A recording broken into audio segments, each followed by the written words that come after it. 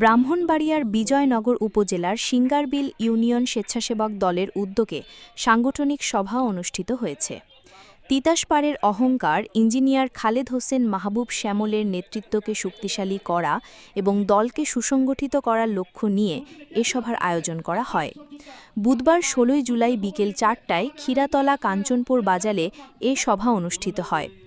সভায় সভাপতিত্ব করেন সিঙ্গারবিল ইউনিয়ন স্বেচ্ছাসেবক দলের আহ্বায়ক আবু নাইম এবং সঞ্চালনা করেন সদস্য সচিব মোহাম্মদ সাচ্চু মিয়া।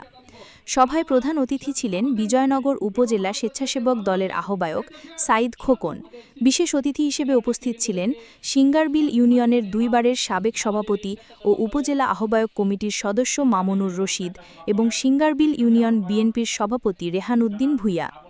এছাড়াও সভায় উপস্থিত ছিলেন জেলা বিএনপির সাবেক কার্যনির্বাহী সদস্য হেলাল উদ্দিন ভূঁইয়া, সিঙ্গারবিল ইউনিয়ন বিএনপির সাধারণ সম্পাদক সজল মিয়া, সাবেক সাধারণ সম্পাদক আলী আহমেদ মেম্বার, সাংগঠনিক সম্পাদক ইখতিয়ার উদ্দিন ইকতার, বিজয়নগর উপজেলা মহিলা দলের সাধারণ সম্পাদক রিনা আক্তার, উপজেলা শ্রমিক দলের সদস্য সচিব আবুল কাশেম, জেলা ছাত্র দলের সাবেক সভাপতি আবু তাহের ভূঁইয়া, সাবেক সভাপতি মনিরুজ্জামান মিন্টু, যুবনেতা আসাদুল হক শিপন, সিঙ্গারবিল ইউনিয়ন বিএনপির সহসভাপতি হেলাল উদ্দিন ও আব্দুল লতিফ, সিঙ্গারবিল ইউনিয়ন যুবদলের সভাপতি লিটন মিয়া, হরসপুর ইউনিয়ন স্বেচ্ছাসেবক দলের আহ্বায়ক মোহাম্মদ মোরশেদ, চম্পকনগর ইউনিয়ন স্বেচ্ছাসেবক দলের সদস্য সচিব শাহিন চৌধুরী সহ অন্যান্য নেতৃবৃন্দ।